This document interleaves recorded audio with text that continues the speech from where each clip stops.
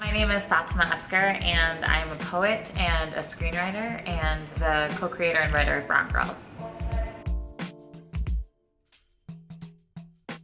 I came up, I used to, when I was in grade school, do a lot of visual art, and I was always a very artistic person. I really loved that kind of time to just create, and so I would do visual art, and then I would do, in high school, I did both visual art and theater, and then kind of moving into poetry and spoken word and performance in college. And I remember the first time I ever saw someone perform a poem, and just being so amazed, because I was I just had this burst of energy, and I went for a run right after, because I just felt really, really excited by the fact that someone could be up there and saying their own words and kind of being able to craft this thing so beautifully. And I just really loved that, and I think there was something that moved inside me that made me be I want to do this, right? So then I was doing it as a hobby, and I think that's great, right? Because it allows you to explore your voice, and it's low stakes and stuff. And then I was realizing that a lot of times for me, I was happiest when I was writing and when I was creating. And when I was not having creativity and writing be an active part of my life, I was not happy.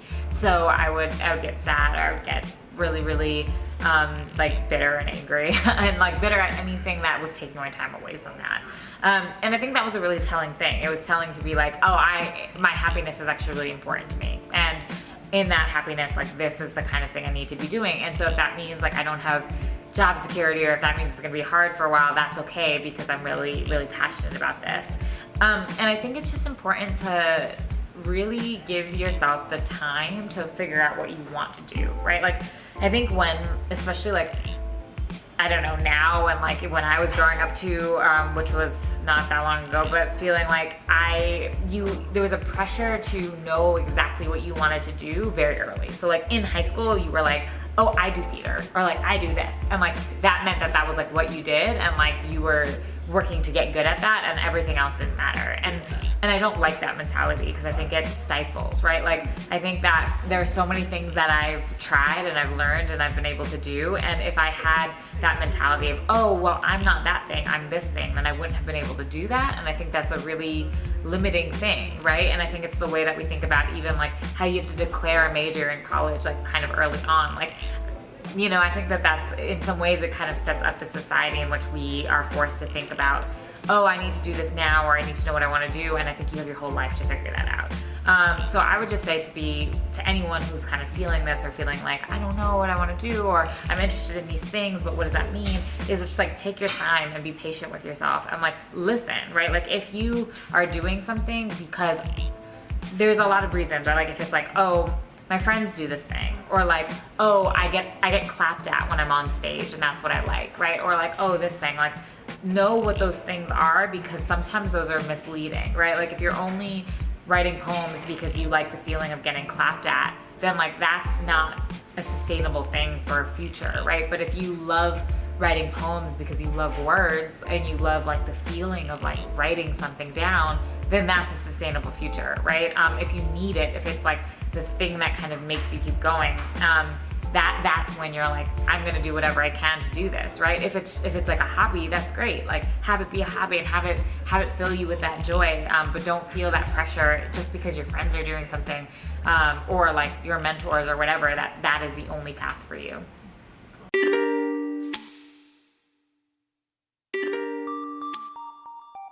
I use a lot of different kinds of writing forms in terms of my creation and around storytelling. I primarily came up through poetry and thinking about performance poetry and spoken word, and as well as theater. I used to do a lot of acting when I was in high school, and I loved theater was my entrance into kind of a more performance-based storytelling, and I really loved it. But the thing that I felt as an actor was that I was not telling my own stories. I was just kind of telling the stories that other people had written, and even though they were compelling and really cool, there was a different kind of sense of sharing of oneself. And then so when I found poetry, it was really the kind of, I moved into it really happily, and it was this thing that I felt was very much a thing about hybrid between theater and storytelling, and in my own terms, so not telling other people's stories but telling mine. And so I really, really liked that, and being able to kind of craft your own words and kind of have that take off and be its own thing.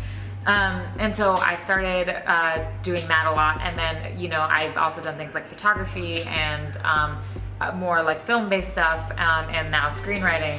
And I think that they all kind of inform each other in a sense of being able to think about like painting a scene, or like what are the elements of storytelling that you want to make sure that you convey in anything. And that kind of goes, that's like, they're different to each form, but a lot of times they're the same. They're about like specificity, and it's about like being able to kind of highlight a specific moment or a specific person or a specific feeling, right? And I think that that kind of transcends any genre.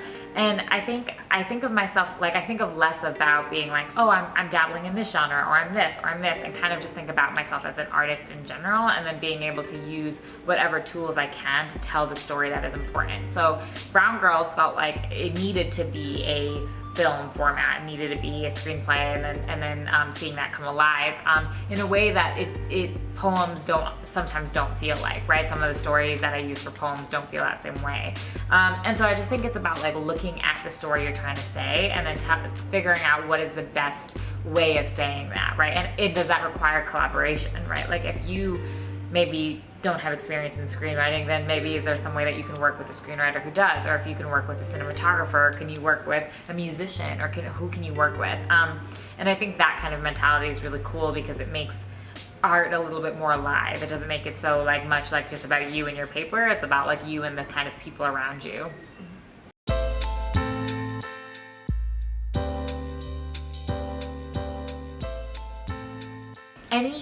Anything that you do in terms of artistic whatever is about resources, or in some ways there's always resources. If that's your time, if that's money, if that's like other people's like time and effort on collaboration, there's always resources going into your art, right? And I think that that's like a huge thing that people overlook in some ways. And I think that it's about like figuring out like what are the resources you have and how can you make the most of them, right?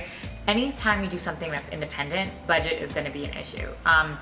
It doesn't matter how much buzz you have, it doesn't matter how much whatever, like money is a problem because it's hard to get, especially when you're doing anything around film can get really expensive, film and photography in my experience, just because like you're talking about equipment, you're talking about kind of like these things that lighting, all of this stuff that ends up being money. But I think that there's a way of doing it, right? Like I think that, so Brown Girls, we shot on a $20,000 budget, which is a very low, even though that's a lot of money, it's a very low end for a web series for how long we did it for. So we have about like an hour and a half of overall footage that we used. That is like essentially kind of making like a feature film on a $20,000 budget, which is it's just kind of mind-boggling to think about how little resources we had, but how we were stretching it. We also paid everyone that we worked with who was on set, who was working like with us full time. And the reason why was we wanted to have people of color, we wanted to have women, we wanted to have queer folks behind the camera. And it gets really hard when you can't pay people like that to have that, you know? And I think in our mission, we really wanted to be able to pay people, even if it was not their going rate or what they were worth, we wanted to be able to kind of provide that opportunity for them. We shot in 9 days with no rehearsal time, which is really, really hard, right? And I think Moonlight is a kind of a similar story.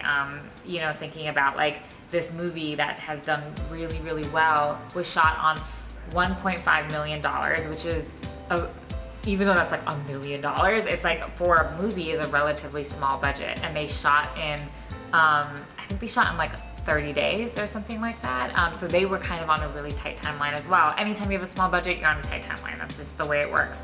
But they were able to make a masterpiece, right? And they made this movie that was really great on not a lot of resources. And the thing is, the kind of thing around like, oh, we don't have the money, or we don't have the resources, or whatever, is real. But like sometimes people don't care, right? Like if you have a story to tell and if you want to make something, figure out how you're going to make it. If that means that you can't pay people but it's all on favors, then do that, right? If that means that like you're using your iPhone, then do it, right? Like there's Tangerine was shot on an iPhone, right? Like all of these really amazing kind of movies, amazing kind of art pieces were shot on this thing. And if you feel like your story is like important enough that makes you want to figure out how you're going to do it, I think it's worth doing. And it's also worth trying because you never know what you can do until you try it. And so if you fail, if you it's not a success. If you do all this stuff and you get all this footage and then you don't know what post-production means and you don't know how to edit and you kind of are just stuck, that's a learning experience. And young artists need that learning experience. You need to learn what it means to try something and to fail and to flounder. Because there's very few projects that are like success stories overnight, right? That's like even when you're thinking about Issa Rae, right? Issa Rae did 3 web series before Misadventures of Awkward Black Girl, and then before she did stuff with HBO, right? Like that's actually a long process. And I think what people see is one thing, and they assume that that's all that someone did, and that's not true, right? Like we made Brown Girls, and that was my first time screenwriting, but I've been a professional artist for years, right? And I know how to be a professional artist and have that kind of professionalism and work ethic when I approach work. And so even though it was a different medium, I was able to kind of use the same skill sets that I had been building for my whole life in order to do that. And so I think that that's like a really important thing, is that like success stories are not born overnight. They're born from really hard work and diligence and not a lot of resources. But if you have the passion, like you'll be able to do the thing that you want to do.